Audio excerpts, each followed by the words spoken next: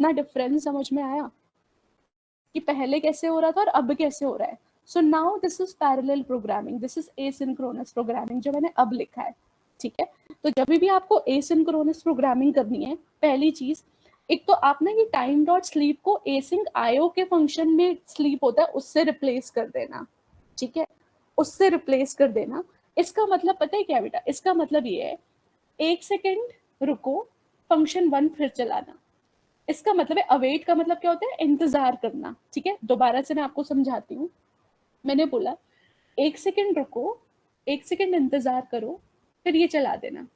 इसको भी मैंने बोला 1 सेकेंड रुको, फिर ये चला देना। और इसको भी मैंने बोला 1 सेकेंड रुको, फिर ये रन कर देना। ठीक है, अब हुआ क्या? क्योंकि आपने तीनों टास्क पैरेलली चलाए, तो तीनों का 1 सेकेंड एक ही टाइम पे खत्म हो गया। जैसे मान लो 3 लोग इंटरव्यू देने आए और मैंने तीनों को बोला कि तुम लोग 5 मिनट वेट करो, तो तीनों के 5 मिनट एक ही साथ तो खत्म होंगे कि नहीं?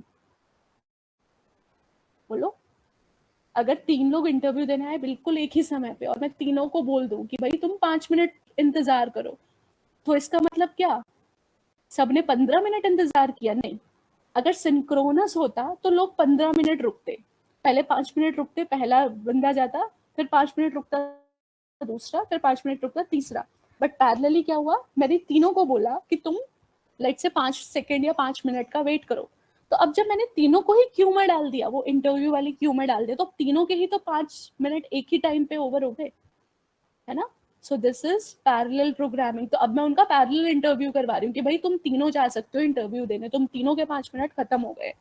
ठीक है, अदरवाइज सिंक्रोनस में क्या होता? पहला कैंडिडेट आता, उसको मैं 5 मिनट वेट करवाती, फिर उसका काम जब खत्म होता फिर मैं दूसरे को बोलती, दूसरा खत्म होता तीसरे को मैं बोलती। That is synchronous. कुछ नहीं करना आपको बेटा, बस इसका थोड़ा सा सिंटेक्स याद रखना है। आप क्या करोगे? आपको जब भी कोई काम करना होगा, आप यहाँ पर ऐसे लिखना, आप लिखना अवेट एसिंक आयो डॉट गैदर, यानी कि इकट्ठा करो वो सारे काम जो आपको पैरेलली चाहिए। तो यहाँ पे आप वो काम लिखोगे जो आपको पैरेलल करवाने हैं। ठीक है, अगर मान लो मैंने 2 ही लिखे, तो ये सिर्फ के 2 फंक्शंस को पैरेलली चलाएगा, सबको पैरेलली नहीं चलाएगा। ठीक है, तो आप यहाँ पे जितना काम उसे बताओगे वो सबको पैरेलली करेगा। आप एक मेन फंक्शन के अंदर इसे चलाना और बाद में मेन फंक्शन को रन कर देना। ठीक है, और यहाँ पर आप क्या करना है? यहाँ पर आप टाइम डॉट स्लीप ना यूज करके async IO dot sleep use कर लेना, अगर आप एसिंक्रोनस पैरेलली काम चाहते हो तो इसका मतलब तीनों को टास्क को एक साथ शेड्यूल किया, तीनों का 1 सेकेंड एक साथ खत्म हुआ, इसलिए ये तीनों एक साथ चल गए पैरेलली। ठीक है, 1 सेकेंड के बाद। अब यहाँ पे ये जो नन नन नन आ रहा है, ये इसलिए आ रहा है क्योंकि नन का मतलब क्या है? क्योंकि मैंने इस फंक्शन में ना कुछ रिटर्न नहीं लिखा। नन का मतलब है कि ये फंक्शन कुछ रिटर्न नहीं कर रहा। अगर मान लो मैं यहाँ पे कुछ रिटर्न स्टेटमेंट लिख दूं ना, तो यहाँ पर रिटर्न हो जाएगा। तो मान लो मैंने यहाँ पर रिटर्न लिख दिया फर्स्ट, यहाँ पर रिटर्न कर दिया सेकेंड, कुछ भी आप यहाँ पर रिटर्न करा सकते हो, और फिर मैंने यहाँ पर रिटर्न कर दिया थर्ड। ठीक है, और अब अगर मैं आपको इसको रन करके दिखाऊं, तो देखो आया। तो इसका मतलब ये क्या करता है? जो भी रिटर्न वैल्यू वो प्रिंट करेगा। लेकिन अगर आपको ये नहीं चाहिए तो आप ये प्रिंट हटा सकते हो, जरूरी नहीं कि आपको ये प्रिंट करना है, आप इसे रिमूव भी कर सकते हो। समझ में आया बच्चे? बताओ। अवेट हमेशा एसिंग के साथ होता है। एसिंग मतलब एसिंक्रोनस करना है। तो इसका मतलब ये है बेटा कि ये वाले जो काम है ना, मतलब जब तक ये खत्म नहीं होता ना, तब तक प्रिंट नहीं होगा। ठीक है, अवेट का मतलब क्या है? जब तक 1 सेकेंड का टाइम खत्म नहीं होता तब तक फंक्शन 1 प्रिंट मत करो। लेकिन ये तीनों फंक्शन आपस में पैरेलल है। ठीक है, तभी तो ये पैरेलली एग्जीक्यूट हो गए। ये फंक्शन आपस में क्या है? पैरेलल है। अब मुझे बताओ, इसमें अगर कोई भी डाउट है तो प्लीज पूछ लो।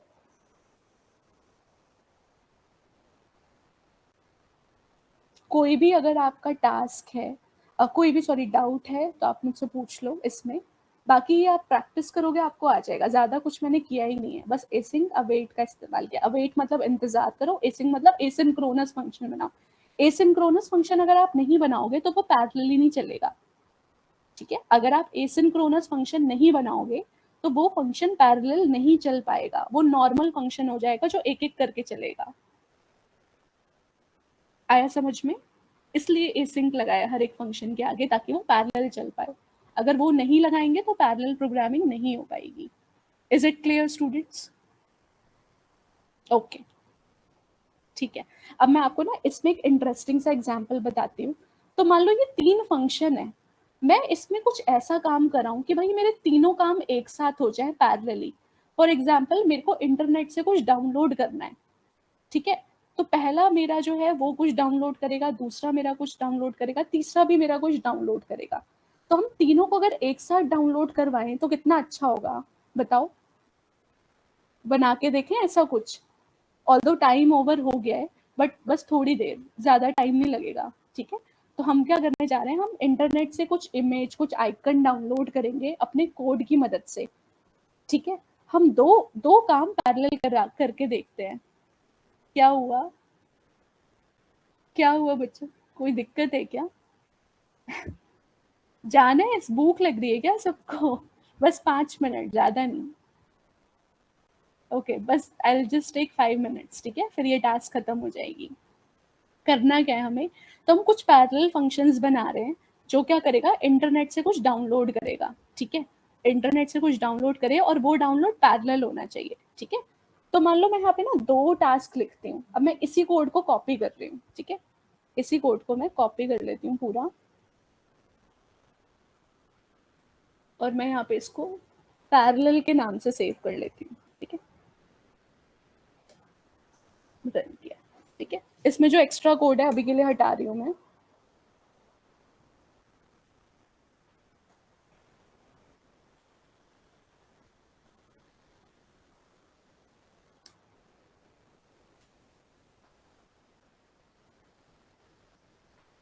ये सब हटा दो, ये अभी मैं आपको भेजूंगी सारा। ये भी हटाना, ये भी हटा देना, ये भी हटा, ठीक है? तो अब मैं क्या कर रही हूँ, मेरे पास 3 फंक्शन है, ये तीनों पैरेलली कुछ डाउनलोड करेंगे, ठीक है? तो जब हमें नेट से कुछ चाहिए तो हम यहाँ पर ना एक मॉड्यूल यूज करेंगे, इम्पोर्ट रिक्वेस्ट। मेरे में ऑलरेडी इंस्टॉल है। आप लोग क्या करना, आप सब लोग भाई CMD पे जाना, ठीक है? CMD पे जाना और लिखना pip install request, ऐसे। रिक्वेस्ट में आगे S भी आएगा। ये वाला मॉड्यूल आप इंस्टॉल कर लेना, मेरे में ऑलरेडी इंस्टॉल्ड है, ठीक है? तो सबसे पहले आपको क्या करना पड़ेगा, ये पिप इंस्टॉल रिक्वेस्ट, रिक्वेस्ट नाम का मॉड्यूल आप सब इंस्टॉल कर लेना, ठीक है? इसके बाद आपको क्या करना है, इसके बाद हम ये चाहेंगे कि हम इंटरनेट की कोई फाइल लें और उसे हम यहाँ पे डाउनलोड करें, ठीक है? तो हम कैसे करेंगे, तो हम ना एक वेरिएबल ले लेते हैं यहाँ पे URL। URL क्या है, हर इमेज का URL होता है। जैसे जब आप इंटरनेट से इमेज डाउनलोड करते हो तो उस इमेज का एड्रेस भी तो आता है। जब आप इमेज पे राइट क्लिक करते हो तो वहां पे आता है ना इमेज एड्रेस, आता है या नहीं? हर इमेज का लिंक होता है ना, ये सबको पता है। हाँ, ठीक है।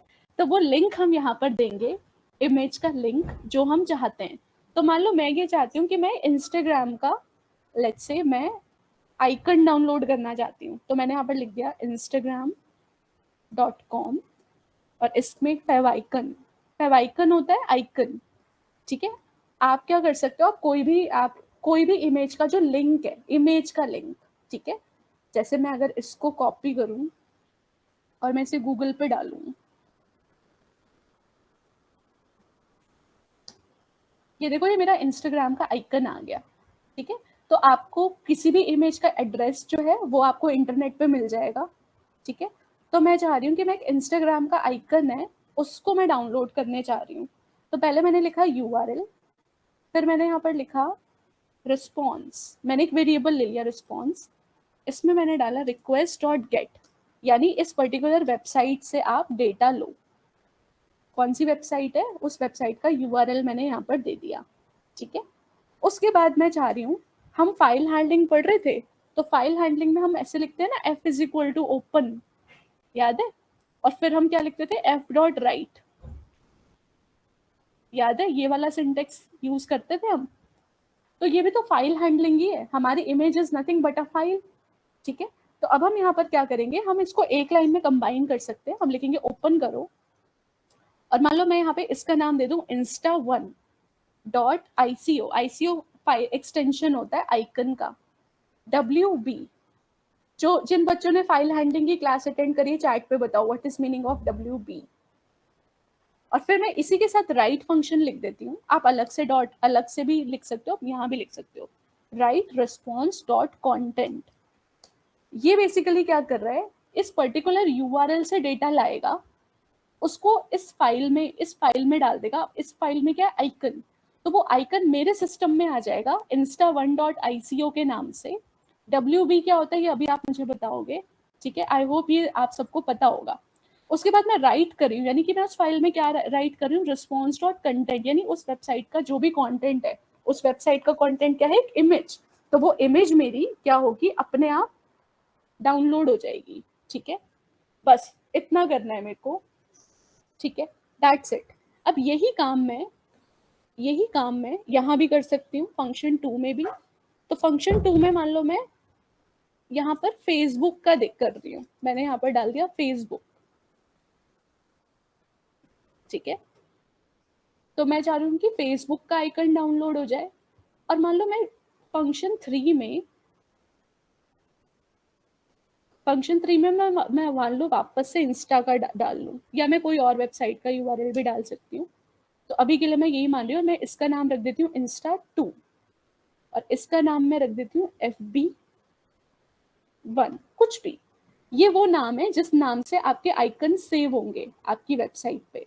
ये प्रिंट स्टेटमेंट आप रख भी सकते हो, हटा भी सकते हो। अब मैंने क्या करा, तीनों को पैरेलली भेज दिया।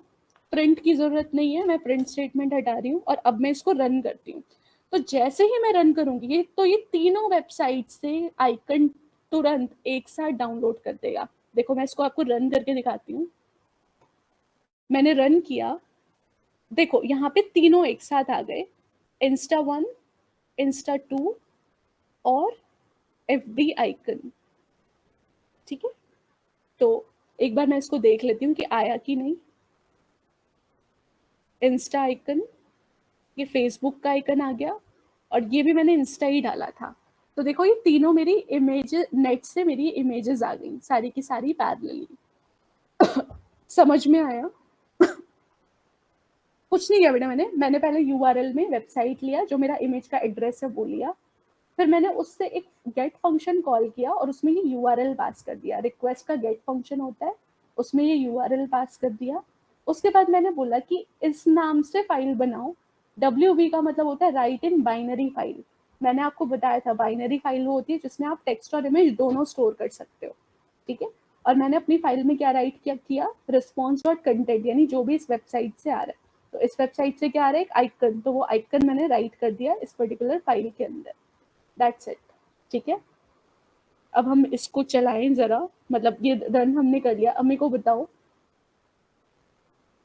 अगर सेम फाइल में लाना हो तो सेम फाइल में बेटा 3 आइकन नहीं आ सकते ना, आइकन तो अलग अलग ही होंगे ना।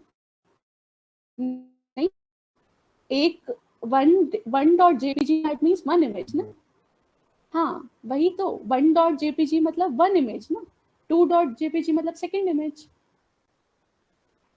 1 image is equals to 1 file बेटा, ठीक है। हाँ, राइट इन बाइनरी मोड, हाँ ये सही जवाब दिया है। WB का मतलब होता है राइट इन बाइनरी। तो बाइनरी मतलब बाइनरी वो फाइल होती है जिसमें हम इमेजेस भी डाल सकते हैं। तो ये समझ में आया प्रोग्राम? ये प्रोग्राम समझ में आया, प्लीज बताइए। ओके, तो बेटा यहाँ पर हमारा पाइथन प्रोग्रामिंग खत्म हो गया है, ठीक है।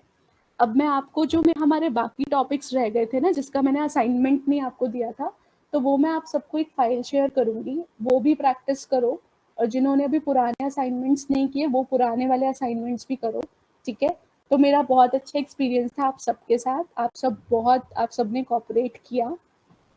WB की जगह BOB भी राइट कर सकते हैं बेटा। What is BOB? BOB नहीं लिख सकते, ये फाइल हैंडलिंग का सिंटेक्स है। फाइल हैंडलिंग में हमें BOB नहीं लिखना होता। BOB ब्लॉक है, वो SQL में है, यहाँ नहीं है, ठीक है। ओके, हाँ, so it was great experience with all of you. आप सबने बहुत सपोर्ट किया, बहुत अच्छे से पढ़ाई करी। बस मैं ये चाहूँगी आप अच्छे से पढ़ो, ठीक है? और कोई भी डाउट होगा आप व्हाट्सएप पे मुझसे कनेक्ट कर सकते हो, कुछ भी होगा आई विल रिप्लाई, ठीक है? अच्छे से पढ़ना, कोई भी स्टडी मटेरियल चाहिए, कुछ भी चाहिए, I will always be there to help. Okay? Okay, bye bye. Bye. Welcome, welcome, bye bye.